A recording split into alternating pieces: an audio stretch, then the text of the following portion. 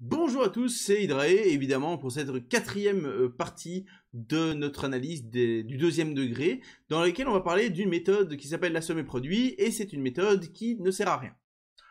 Voilà, ça c'est dit, et pourquoi ça sert à rien? Parce qu'en fait, somme et produit, ça va nous permettre de factoriser les expressions du deuxième degré. Sauf que, on a déjà vu dans la vidéo précédente que on savait déjà factoriser les expressions du deuxième degré, quand c'était factorisable. Parce que quand c'est pas factorisable, c'est pas factorisable. Donc en fait, ça sert à rien. Mais là où ça va quand même être utile, c'est que la méthode ici, somme et produit, ça permet de factoriser et donc de résoudre les équations du deuxième degré en quelque chose genre 5 à 10 secondes. Et ça, c'est plutôt intéressant. 5 à 10 secondes pour les équations qu'on voit en secondaire. Parce qu'en fait, il y a un résultat. Il y a un résultat mathématique, c'est pas pour le connaître, juste pour l'info, pour la culture, pour le côté sympa, que si le A, là, c'est 1, eh bien, dans ce cas-là, l'équation du deuxième degré, eh bien, les solutions, elles sont soit des nombres entiers, soit des nombres irrationnels. Autrement formulé, soit vous savez les trouver de tête, soit vous n'avez aucune chance de les trouver de tête. Ce qui est pas mal, parce que ça veut dire que si on les cherche de tête, on saura en 5 secondes les trouver, ou savoir que on a perdu 5 secondes et qu'on peut faire la méthode de résolution générale. Bon, si c'est perdre 5 secondes, c'est pas très grave. Mais on peut aussi les trouver en 5 secondes. Et ce résultat-là, il nous dit qu'en fait, la somme et produit, c'est une méthode géniale pour l'enseignement. Elle sert pas, veut dire, dans la vie, je sais pas, si vous faites ingénierie plus tard, ou maintenant, je sais pas, et que vous vous êtes occupé à résoudre une équation du deuxième degré, très probablement, dans un cas réel concret, très probablement, vos solutions ne sont pas des nombres entiers. Et dans ce cas-là, la somme et produit vous servira à rien. Mais dans l'enseignement, c'est quand même vachement sympa, et ça permet d'éviter de se concentrer sur une équation du deuxième degré, là où on est peut-être occupé à résoudre une intégrale, et qu'on a vraiment autre chose à faire. Allons-y, assez blablaté, let's go, du concret, voilà, x carré moins x moins 6. C'est une expression du deuxième degré. Je dis dans les solutions, je sous-entends très fortement que je parle de l'équation égale 0, hein, sinon il n'y a pas d'équation, il n'y a pas de solution. X carré moins x moins 6 égale 0, dont les solutions sont x égale 3 et x égale moins 2. Et si j'ai pas écrit le égale 0, c'est parce que mon but, ça va être de factoriser x carré moins x moins 6. Et ce qu'on va faire, c'est qu'on va commencer par faire la factorisation comme on a fait avant, et on va comprendre qu'il se passe quelque chose. Ce quelque chose, une fois compris, nous permettra de résoudre en 5 secondes. Donc allons-y d'abord comme avant. Avant, x carré moins x moins 6, si je veux factoriser ça, eh bien j'ai les solutions 3 et moins 2, que j'ai déjà calculé avec le delta, machin, je l'ai fait pour vous, c'est pas ça qui m'intéresse ici. On trouve x moins 3 fois x moins 2. Voilà.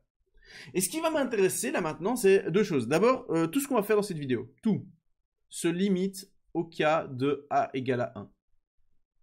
Ok. En fait, quand a n'est pas égal à 1, la somme et produit n'est pas aussi pratique.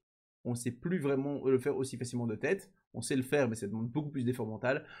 Et en fait, on n'y gagne plus vraiment grand-chose. Donc moi, personnellement, je n'utilise somme et produit que quand a égale à 1. Et ça arrive beaucoup plus souvent que ce que vous pouvez l'imaginer. Dans ce cas-là, qu'est-ce qui se passe?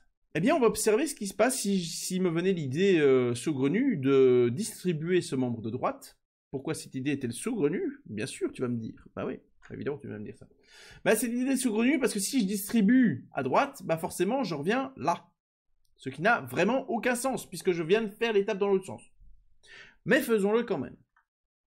Faisons-le quand même. Bon, première étape, x fois x, ça fait x carré.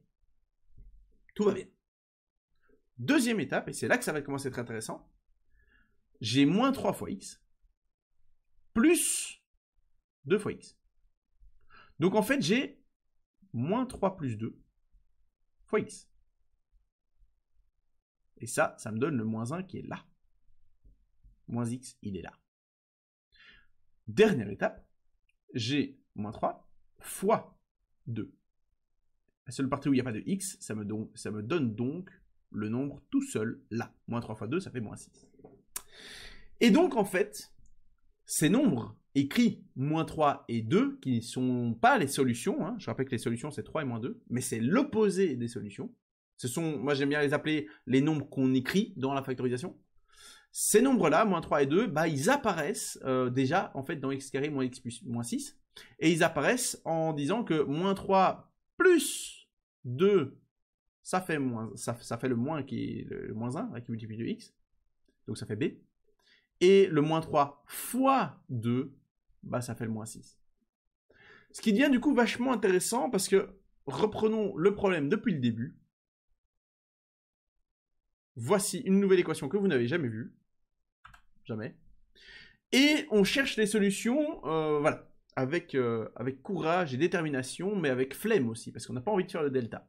Mais on se dit, bah ça tombe bien, je cherche des nombres dont, pour pouvoir écrire cette factorisation, je cherche des nombres dont la somme, c'est moins 1, et dont le produit, c'est moins 6. Et évidemment, on va faire la supposition allègre et délicate que les solutions sont des nombres entiers. Parce que si c'est pas entier, je n'aurai aucune chance de les trouver. Cette supposition, ça veut dire qu'en fait, je suis occupé à chercher des nombres dont le produit c'est moins 6, c'est-à-dire des diviseurs de moins 6. Des diviseurs du nombre moins 6, donc positif ou négatif, dont la somme fait moins 1. Il me faut donc 5 secondes pour trouver des nombres dont le produit c'est moins 6 et dont la somme c'est moins 1. Moins 3 et 2. Moins 3 fois 2, ça fait moins 6. Moins 3 plus 2, ça fait moins 1. 5 secondes chrono, avec de l'entraînement bien sûr. Au début, c'est plutôt 10, 15. 20 ? Bah allez, vendu si t'as pris 20. Et ben voilà, j'ai fini, parce que du coup, je peux écrire ça comme ça. Oula, c'était quoi ça? Oula. Oula, mon micro qui se barre aussi. Et du coup, j'ai fini.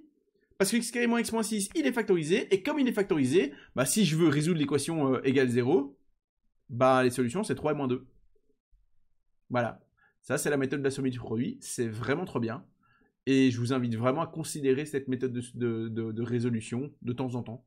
Parce qu'elle vaut vraiment la peine. Après, si tu l'aimes pas, ou si elle te parle pas, ou si t'as la flemme, tu fais le delta avant, en fait. C'est ça qui est bien avec cette méthode, c'est que c'est une méthode de plus, mais le delta qu'on a fait à la vidéo avant, là, et la factorisation qu'on a fait à la vidéo précédente, eh bien, elle fonctionne toujours. Faut pas se poser la question. C'est juste qu'ici, c'est plus rapide, beaucoup plus rapide. Il faut écrire moins de trucs. C'est très sympathique. Voilà, bah écoute, c'est tout pour cette mini vidéo sur la somme des produits. C'est ma méthode préférée, ça se sent à peine quand je l'explique. Et je te souhaite de rester pour la vidéo prochaine parce qu'on n'a pas fini. On va parler des inéquations du deuxième degré. Ça va être sympa. À tout de suite.